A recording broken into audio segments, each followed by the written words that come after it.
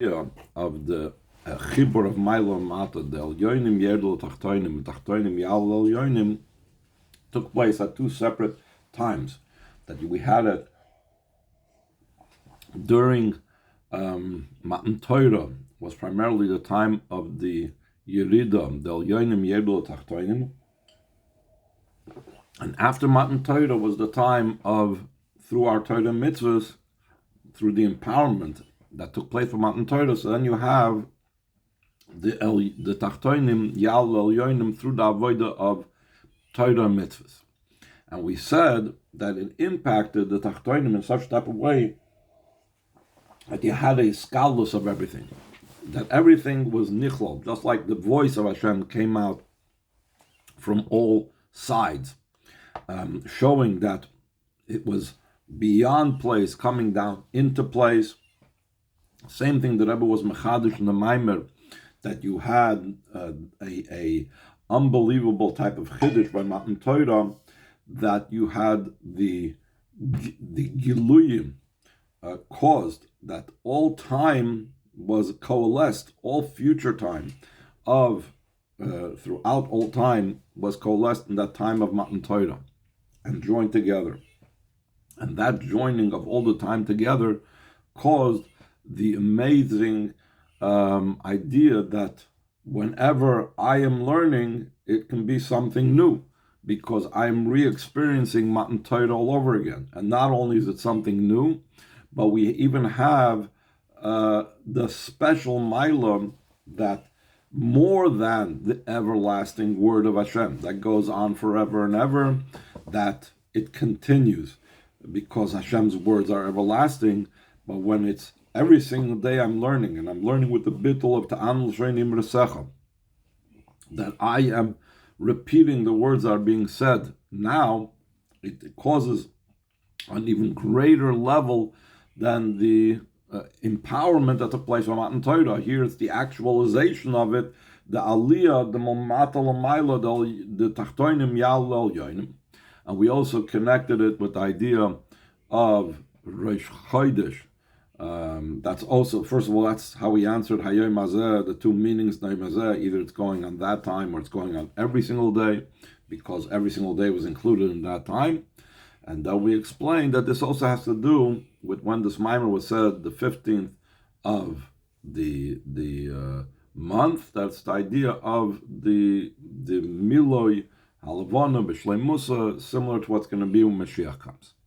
So now the Rebbe is going to connect these two ideas, the Elyonim, Yerdul Tachtoinim, and Tachtoinim Yal Elyonim, with the two functions that Torah accomplishes. We said this was Matan Torah. Matan Torah has the Elyonim, Yerdul Tachtoinim, also has the Tachtoinim Yal Elyonim. The time of Matan Torah, the time post Matan Torah. We have that reflected in the effect that the Torah has on a person. So again, we're holding the 7th page on a Maimer, Yud Aleph, Oy Zayin, line 3. It's brought down the Mamor. Torah Nikras Oiz v'Tushia. Torah is called power and strength, and Tushia. Tushia, the way it's explained over here is from the word Tosh Koichai. Like it says, Tosh Koichai Knekeva, weakening. Meaning, is it strength or is it weakening? So it depends for whom. The Torah is considered might and power for the godly soul. The tushia, and a weakening of nafshabam, is to the animal soul. The fact that Torah has in it these two opposites, though it is enclosed in the physical, and when we're dealing with the physical world, so the physical world is everything has its own function and definition. Either it's a help for the nefesh halakis, either it's to weaken the nefesh bahamis, either it gives strength, either it weakens. Which one does it do? The fact that it could transcend these boundaries and limitations and be able to function both for the nefesh halakis, what the nefesh halakis needs, and to take care of the nefesh habamis, what the nefesh habamis has to be taken care of. is Kiyum Kod HaTorah V'Yisoida, because the source of the Torah and its foundation is Hu Ba'Oid Ein Sof, who the basis of the Torah is in the infinite light of Hashem Ba'atzim B'Avoid, in its very essence and glory. And because of that higher level, because of the Ein Sof can transcend these limitations of Nefesh Elokis, Nefesh Abam, strength and weakness. He can incorporate both of them together, similar to what we said, that by Matan Torah, all place was included in the place of Matan Torah. All place contributed the sound, and all time coalesced.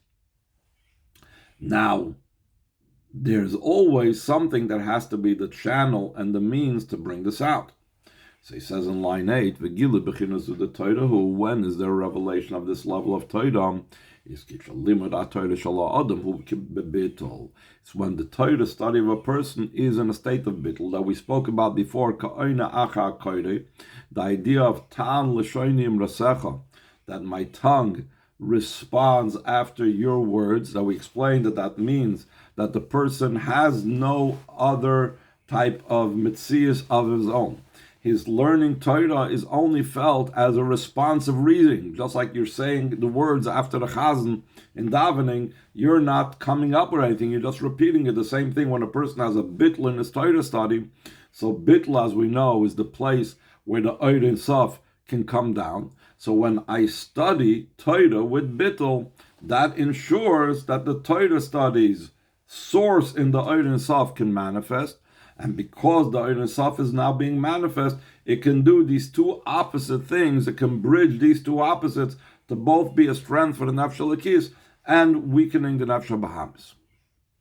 And now the Rebbe is going to connect this idea of the Ois for the Nefesh Elokis and the weakening of Nefesh Bahamis with the idea of El Yoinim v'Tachtoinim, that El Yoinim Yedol Amat and Tachtoinim Yal Lamayla. He says in line 10, V'yesh Loimar, we could say, the Shnei Yanyonim Dois v'Tushia, these two ideas of strength and weakness. These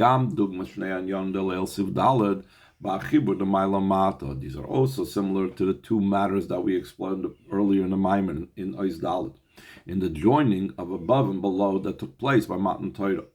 The fact that Torah gives power and strength and might to the godly soul, while it's similar to the idea of Torah coming from above to below. And the fact that the Torah weakens the power of the animal soul, it's similar to the empowerment of the Torah from the empowerment of Matan Torah, that after Matan Torah there should be able to be, that those down here below should be able to become elevated. And when we do mitzvahs, we elevate the world. So the same thing, the Torah's capability in weakening Nefesh Bahamis, that's about the Tachten, the Nefesh Bahamis becoming refined and weak. Now, there's the aspect of Torah that combines the both. With the fact that the source of the Torah is from the infinite light of Hashem, therefore it can have both opposites, the idea of might, and it can have the idea of weakening. Well, it's similar to what's explained in a different place. The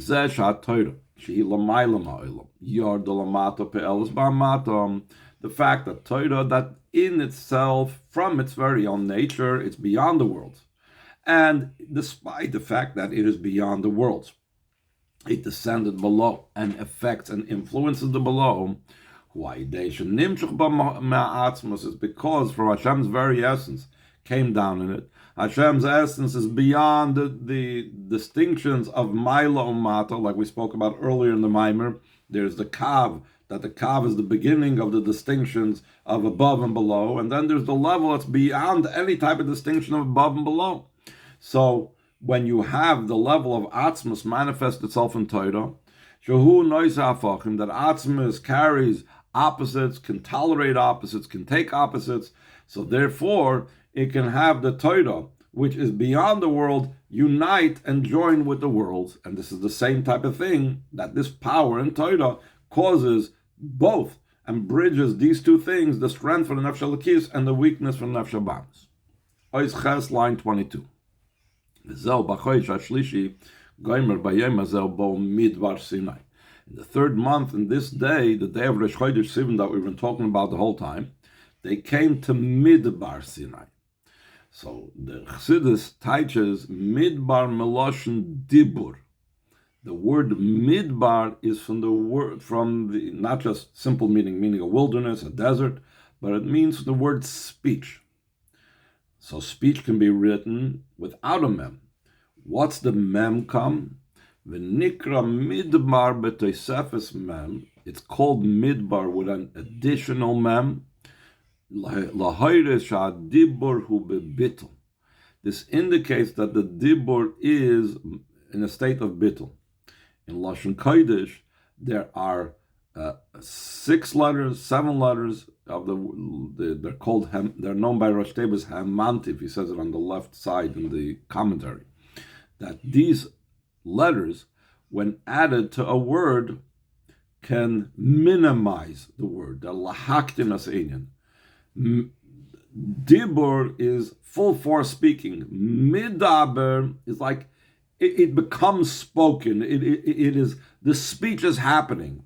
It's minimizing the active aspect of it, which indicates again the concept that we said before, that the way he's learning Torah is in the way of like a person repeating after the reader. Like explained at length in the Mamorim about this idea that it is a bittul in the dibur.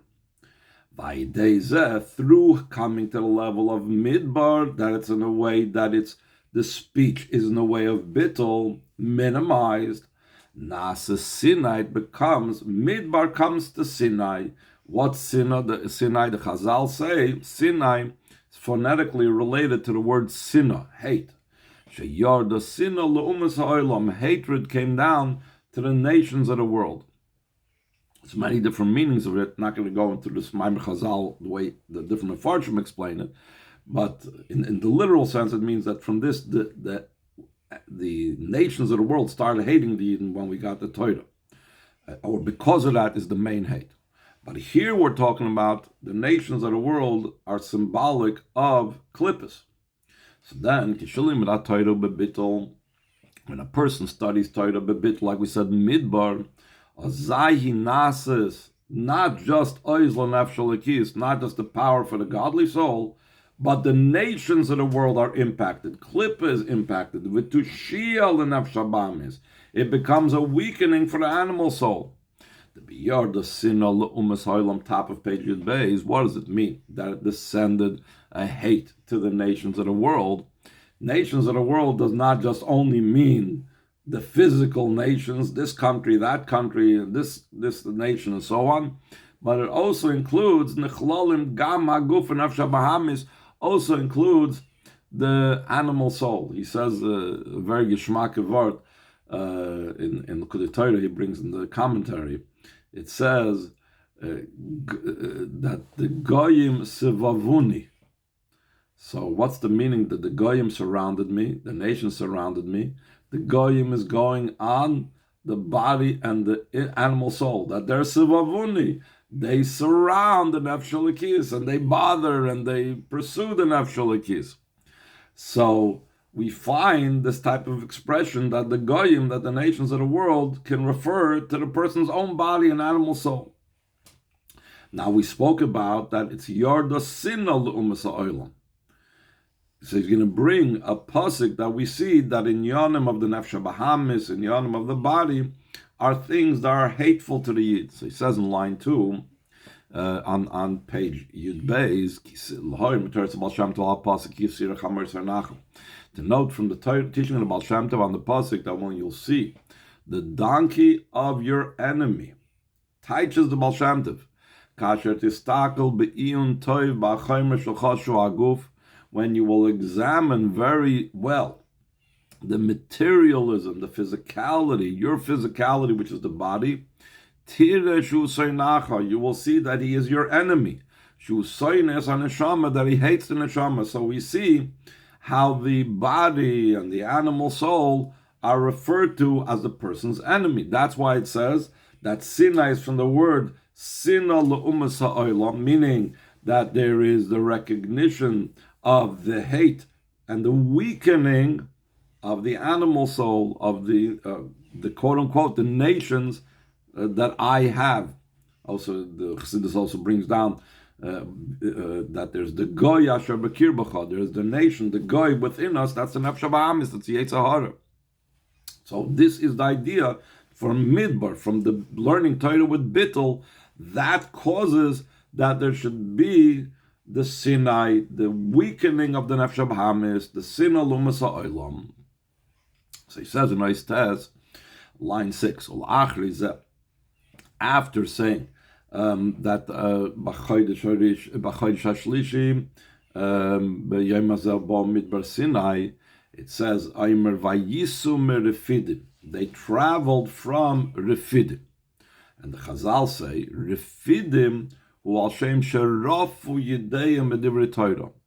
The inner meaning of the word Refidim, the meaning of, according to Pnimius, means that their hands weakened from the words of Torah. So the Rebbe says like this: it's not like some people learn simply, they stopped learning Torah or observing Torah. No, they were only weak. She'ena menagid l'Torah. He's not opposing Torah. V'adrab, even more so. Uloy Torah, he's studying Torah. His study is in the bay of softness and weakness. Comes the midbar Sinai to counter that. They avoided the midbar through the avoid of the midbar that we said before. It's the bittul in his Torah study. Through that, Messias atzmai gamma rifim v'chalishus b'divrei Torah v'yisat shuv. So then, vayisu merefidim. He travels from Refidim. He leaves the Refidim when he have the avodah of midbar of the bittul. He leaves even that state of being weak in studying Torah, and he does tshuva for that type of thing. And the pasuk continues. After he's saying that they traveled from Refidim, they left behind this weakness, then it says, "Vayavoyu midbar Sinai gomer neged ahar." They came to midbar Sinai, facing the mountain. The fact that they were initially in Refidim,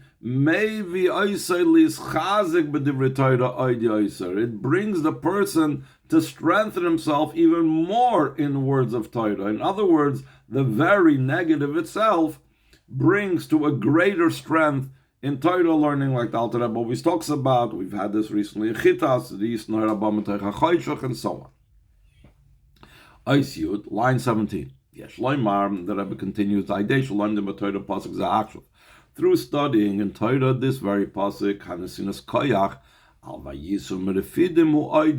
so then the empowerment to leave behind the weakness in Torah study is even greater than it was during the time when we actually traveled from Refidim and went to Har Sinai. It's amazing always the way the Rebbe takes it, We think to ourselves, there was nothing like Matan Torah, and there was nothing like when we stood at Har Sinai. Comes the Rebbe says, no. Now when we're studying this pasuk in the Torah, it's even greater. We're leaving the Refidim behind in a more powerful way. We have the events of Har Sinai in a more powerful way. Everything is only better and better and stronger and stronger. The first time around when this actually occurred, the empowerment for leaving the Refidim behind, for leaving this weakness in Torah study behind. Was through the fact that in the Rosh Chodesh Sivan, it was concluded the preparation for the giving of the Torah. As we mentioned before, that already in Rosh Chodesh Sivan, it was the 7th week of Sfira. It was the 3rd day in the 7th week of Sfira. So it was like we finished already all those preparations. That was the entire capability was taken just from that. But we hadn't had Matan Torah yet. So we didn't have the full force of really being able to leave Refidim and to transform Refidim. Now that we're after Matan Torah, So we have capabilities much more and much greater than they have. We have also the empowerment of Matan Torah in the years past. The Rebbe says plural, not just, most probably he doesn't just mean the Matan Torah took place then in 2448, but every subsequent year of Matan Torah. And not just that, but we have Umalimud Torah Shal Achri Matan Torah, from Torah study that followed Matan Torah. We have that, the Torah study after Matan Torah, we said, is even greater than the revelation of Matan Torah. Shaideis and Mitoisav being the Matan Torah Kaniskel El Sivav. That through that it's added in Matan Torah, like we said before in Ois Vav, that Tan L'Shoini Imrasecha is even greater than what Hashem spoke by Matan Torah. Derech Agav, this is very similar to what it says in the Mamorim of Matzah Zusha no Eichlim and Kudei Torah and the Rebbe's Mamorim on it, that in the times of Mitzrayim there was matzah without a vav before Chatzos, matzah without the revelation of Hashem, and then there was the matzah we ate after Chatzos Alayla when it was Nigla Aleim Melech Malch Amlach Makadosh Baruch Hu Geolam. And the Rebbe explains about it. The Alter Rebbe also explains, nowadays, since we are post Matan Torah, so nowadays when we sit by the Seder before Chatzos, before midnight, we have matzahs with above the matzahs of Nigla Aleim Melech Malch Amlach Makadosh Baruch Hu Geolam, even before Chatzos, not like the Yidden that had it only after Chatzos. So the similar idea, he says over here, that we have, because we are learning Torah post Matan Torah, so we have much greater the transformation of the Refidim and the leaving Refidim behind and so on than they had then. And then the Rebbe continues, line 25, Ufrat, this is especially so. Like we said, this Maimon was said on the 15th of Shvat, that we're on the 15th day of the month, that then the moon is full. So therefore, obviously, it's much more powerful, that type of revelation. And in the idea of the 15th of the month itself, it's not just any 15th of the month. We're in the 15th month of Shvat, which is Rosh Hashanah Le'ilah. What's the idea of the New Year of the Trees? The New Year of the Trees have to do with that's connected with the good and broad land. So therefore, since it's connected with Chamishasa B'Shvat, there's a unique empowerment, a special empowerment, more so than just when we read and learn the pasuk in the Torah, top of the last page. To increase in Torah study and fulfillment of mitzvahs, not just in a dry way, in a limited way, but in a way that it's a good land, that it's a broad land, meaning increasing in Torah mitzvahs in an exponentially powerful way. In a similar vein concerning tshuva, that we also can do it in a powerful way. Vayisam Refidim, we said before, the leaving Refidim behind, that's the idea of tshuva. That the tshuva should be done in the way of a good and broad way. What does it mean that we're doing the tshuva in a good and broad way? It is the supernal tshuva, that's with great joy. When Yidden do tshuva, immediately they are redeemed. You will be collected one by one, the Bnei Yisrael. Hashem himself brings them to the good and broad land in the literal sense, not just the spiritual sense that we were talking now about Torah study and fulfillment of mitzvahs and tshuva. And the true and complete redemption through Mashiach Tzidkenu speedily in our days.